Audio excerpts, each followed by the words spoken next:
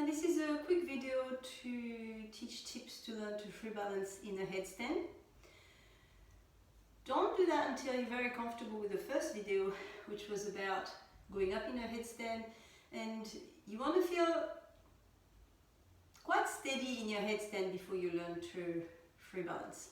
And you know you're steady when you start to put your feet a little bit away from the wall and you're not wobbly. So I'll demonstrate that first. So by now you should be comfortable coming up into your headstand. I'm going to start with my mat folded in four towards the wall. I'm going to interlock my hands, my little finger. I like having my little finger off the edge. It helps my bottom wrist to really be anchored and pressed down. My elbows are not too wide. Lengthen the back of the neck, raise the back of the head in the little cup that I made with my hands, shoulders lifted. From there, walk in. And I'm very careful on my base, my elbows shouldn't move. I pin my elbows down, outer elbows down, outer elbows press down towards each other. I'm going to lift my sit bones up and I'm going to kick up into a headstand. Now the first thing to do to learn to free balance is to make sure that I'm extending up. My shoulders are lifted, right shoulder, left shoulder, forearm pressed down, my buttocks is off the wall. And I can from there, as my legs are extending up, bring one leg off the wall and see if I can bring the other leg off the wall just for a second at a time. Just for a second at a time. And then feet back to the wall, lengthen the tailbone, put the other leg off the wall, and just a second at a time, see if I can free balance. At some point it will become easier to get both legs off the wall and to think, oh yeah, I can do that. And I'm not feeling too wobbly, and I can easily stay there for a bit longer. Another way to learn to free balance is to come down without touching the wall. So from there, without touching the wall, I'm going to keep one leg extending up, my other leg coming down, my top leg is still extending up, and I can come down.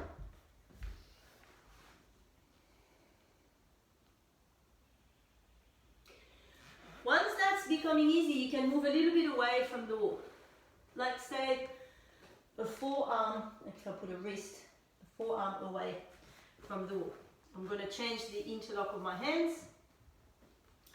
Elbows not too wide. Little fingers press down, wrist press down. My top wrist is on top of my bottom ribs. I don't let my wrist fray out. Now lengthen the back of my head, press the top of my head down, straighten my legs. Shoulders are lifting up, elbows tucked into each other. Now see, as you kick up by now, shouldn't be as much of a kick. So I'm going to lift my sit bone, lift my shoulders, and from there when I raise my leg up and extend my leg up, my bottom leg comes off the wall, the ground fairly easily. So see, as you come up, if you can avoid touching the wall behind. And you might touch it, it's alright, but you're trying to not touch it. And then the other leg comes here. If you're still at the phase where you have to touch the wall, then you can, one leg straight and one leg bent, touch the wall. So by now, it's a little bit easier to free balance, and one leg can be bent. And see if a little bit at a time, you can let go of the wall. Shoulders pressed down, legs extended, forearms pressed down. I lengthen the tailbone towards my heels. Now another good way to learn to come up and down is the variation Sirsasana. I'm going to keep the left leg up and bring the right leg down. Now to be able to stay in a shoulder stand, in a headstand, I have to lift my shoulders up. I have to extend my top leg up, top inner thighs back towards the wall. I extend the top leg up, extend the top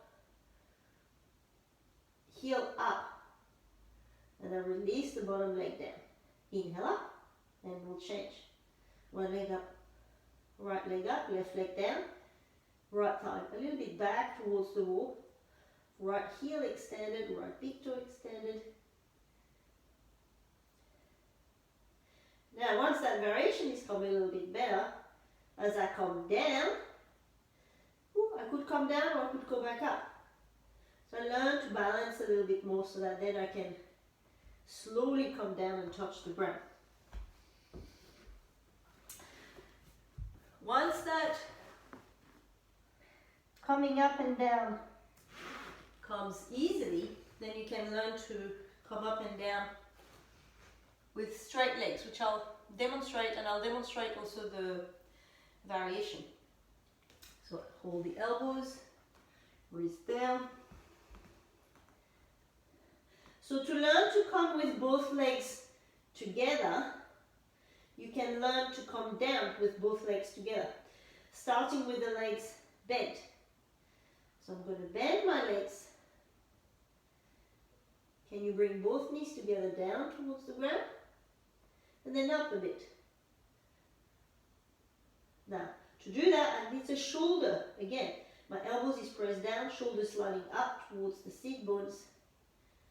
And I keep my shoulders lifted. And then I can straighten my legs and slowly come down. So it's the same action to come up. I lift my shoulders and I can hop a little bit to learn with my legs bent. I could have the wall or I could not have the wall. And then same variations but with the legs straight. Shoulders lifted. Now my buttocks is going to move back towards the wall a bit. My shoulders still lifted. Forearm pressed down. Buttocks back towards the wall. And then I can come back up. Urdhva Dhanurasana. Again, buttocks back towards the wall, knees open, and then slowly, eventually, I can come down without crashing down.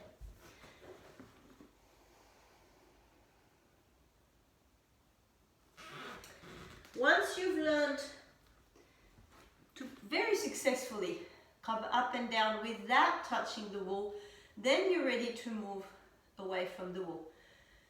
Now, you don't want to move away from the wall too early and kind of wobble and fall down. And you know, sometimes it's good to learn to fall down on a headstand because you can't hurt yourself too much.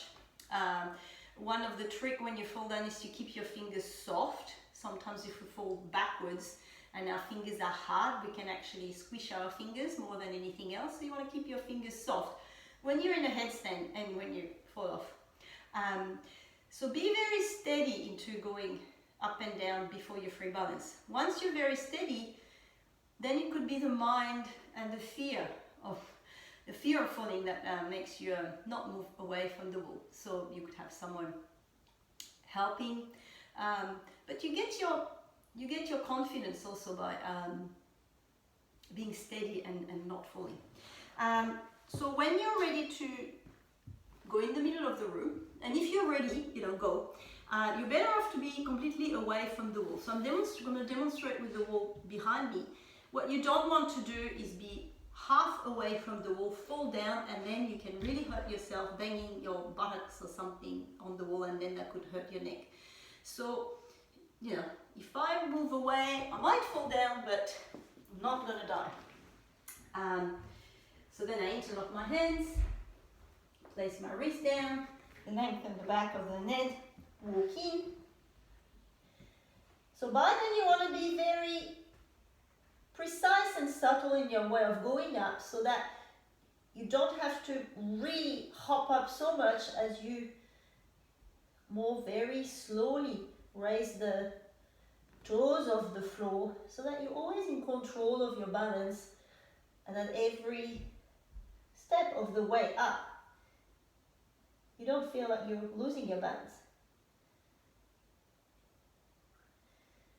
And then same on the way back, with my buttocks moving away from the wall in that instance and slowly coming down.